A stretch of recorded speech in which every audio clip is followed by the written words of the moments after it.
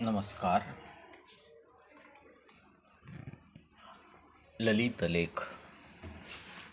शीर्षक आहे आरोग्य व्यवस्थेचा हुर्रेव. आरोग्य व्यवस्थेचा हुर्रेव. ही गोष्ट फार जुनी असून पूर्ण आठवतही नाही तशी, पण जे मनात ठसतं ते मात्र आपण कधीच विसरू शकत नाही. वर्षानुवर्ष ते तसंच दिसतं डोळ्यासमोर आपल्याला. आपल्या बालपणीच्या आठवणीत रमायला सर्वांनाच आवडतं. कित्येक माणसं आपलं बालपण वारंवार आठवतच जगत असतात. इतरांना ते सांगत असतात. ते सांगताना व आठवताना त्यांना खूप गंमत वाटते.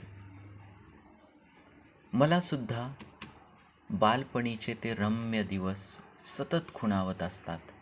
आमचं गाव अगदी छोटंसं खेडं. गावाला येण्यासाठी ना चांगला रस्ता ना बसची सोय. गावात 2 खोल्याची सरकारी शाळा ही एकच अशी इमारत होती की पुस्तकामध्ये आपण इमारतीचं शिकत असताना ज्याच्याकडे पाहून म्हणावं की ही अशी असते इमारत. बाकी सर्वांची घरं म्हणजे वाडे होते. मोठे दार, आत गेलं की 2 बाजूला ढाळच, वर लाकडी कडी, किलचण, माळवद.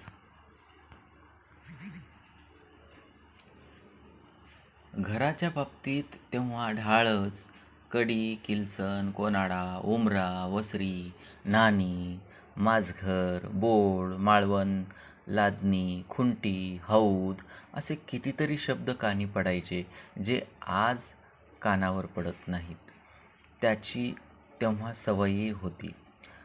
जागोजागी ते दिसायचं. आज सिमेंट कॉन्क्रीटची घरं झाली तसे नवे नवे शब्द आले. Bed, kitchen, hall, terrace, tank, tiles, plaster, slab हे सगळं आज पूर्णपणे बदलून गेलेलं आहे. हे बदल पाहताना मनामध्ये असं वाटतं, हा आपल्या भाषेवर झालेल्या आक्रमणाचा तर परिणाम नाही ना?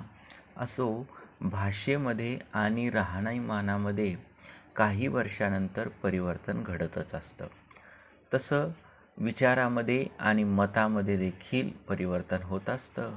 पण आजही मला आठवते ते लहानपणी माझे वैद्यकीय तपासणी आणि औषधी याबद्दल असलेले मत फारच अप्रगत आणि अज्ञानी असे होते. तसे त्यावेळी सर्वांचेच तसे मत असायचे. ताप आला तर बाबू मानभाव सकाळी पीठ मागायला यायचा. त्याच्यापुढे तांब्यावर पाणी आणि राखुंडीचा ढेपसा घेऊन बसायचे. तो बोटावर अंगठ्याने राखुंडी चोळून चोळून बारीक करत काहीतरी पुटपुट करायचा. आपण त्याच्या हालचाली बघण्यात दंग. तितक्यात तोंडावर सपकन पाणी मारायचा. मग काय, दुसऱ्या दिवशी ताप कमी. असेच चालायचे बरेचदा. कसा काय ताप कमी व्हायचा काय माहीत.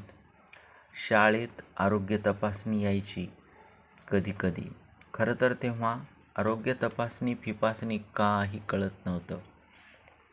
आमच्या भाषेमध्ये सांगायचं झालं तर शाळेत इंजेक्शन आले एवढंच कळायचं. कधी पण अचानक यायचे हे लोक. आधी कळलं तर फार बरं झालं असतं. वाटायचं निदान त्या दिवशी शाळेला दांडी मारता आली असती. पण तसं व्हायचं नाही.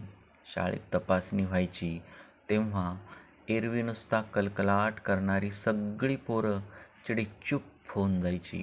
भीतीने बावरलेले आणि रडवेले चेहरे करून बसायचे सर्वजण. प्रत्येकाचं खिडकीकडे अधिक लक्ष असायचं, कारण ती एकच जागा होती अशी की जिथून उडी मारून पळून जाता येत होतं. पण तिथं असायचे उभे आमचे गुरुजी. तरी 1-2 पोरं हिम्मत करून गुरुजीची नजर चुकून उड्या हाणायचेच. आम्ही गुरुजी गुरुजी असं म्हणेपर्यंत तर ते पसार झालेलं असायचं. मग एकेकाला दुसऱ्या वर्गात नेलं जायचं. इकडं बघ, ते काय आहे असं विचारणारा एक जण गावातलाच उभा असायचा. कुणीतरी त्यानं घट्ट पकडून ठेवलेलं असायचं आणि ते डॉक्टर असे इंजेक्शन वर खाली करत असायचे. पुढे काय व्हायचं ते बघण्याची हिंमत आमच्यामध्ये नसायची. काहीतरी टोचायचं दंडावर, पण त्याआधीच भोकाड पसरून राष्ट्रीय कार्यक्रमाला सुरुवात झालेली असायची. हात-पाय शक्य तेवढे झटकायचे, कुणी तर गडबडा लोळण घ्यायचे. सगळ्यांचा रडून रडून अगदी अवतार झालेला असायचा. मग हातावर 2-4 गोळ्या द्यायचे. सकाळ संध्याकाळ घ्या म्हणून सांगितलं की तिथून जे धूम ठोकायची की वाड्याजवळच येऊन थांबायचं. तोपर्यंत आमच्या वाड्यातले 7-8 जण बहीण भावंडं मिळून येऊन उभे टाकलेले असायचे. सर्वांनी मिळून डॉक्टरांच्या नावानं शिव्या देऊन निषेध नोंदवायचा. वाड्याच्या पायरीवर उभं राहायचं आणि डॉक्टरनं दिलेल्या गोळ्या एक एक करून फेकून द्यायच्या. कोणाची गोळी जास्त लांब जाते अशी स्पर्धा लागायची.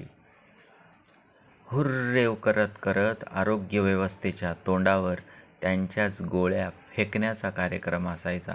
त्यात कोणाची गोळी लांब पडते याची स्पर्धा रंगायची. खेळाच्या नादात सारं विसरून जायचं. आनंदानं उड्या मारत घरी जायचे. असे आमचे आरोग्य व्यवस्थेबद्दलचे अज्ञान आठवले की आजही हसावं का रडावं हे कळत नाही. आम्ही तर तेव्हा लहान होतो, कळतही नव्हतं. पण आज कळते.